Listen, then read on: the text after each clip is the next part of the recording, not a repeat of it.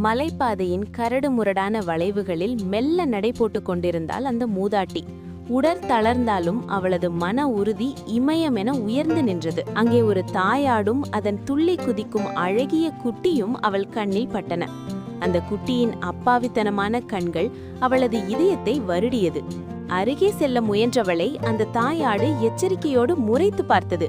ஆனால் மூதாட்டி புன்னகைத்தபடியே தன் பையில் இருந்து சில ப்ளூபெர்ரி பழங்களை எடுத்து உள்ளங்கையில் வைத்து நீட்டினாள். முதலில் தயங்கிய அந்த குட்டி பின் மெல்ல முன்னே வந்து அந்த பழத்தை ருசித்தது. இதை கண்ட தாயாட்டின் பயம் மறைந்து அதுவும் நம்பிக்கையுடன் அருகில் வந்து பழத்தை உண்டது. பயணம் தொடர்ந்தது. இப்போது மூதாட்டி தனிமையல்ல, அந்த ஆடுகளும் அவளோடு நிழலாய் தொடர்ந்தன. தாகம் மேலிட மூதாட்டி தன் பாட்டிலை திறந்தாள். ஆனால் அதில் துளி தண்ணீரும் இல்லை. அவள் தவிப்பை உணர்ந்த அந்த ஆடுகள் அவளை ஒரு இருண்ட குகை வழியாக அழைத்துச் சென்றன. அந்த குகையை கடந்தபோது அவள் முன்னே ஒரு அற்புதமான சொர்க்கமே விரிந்தது.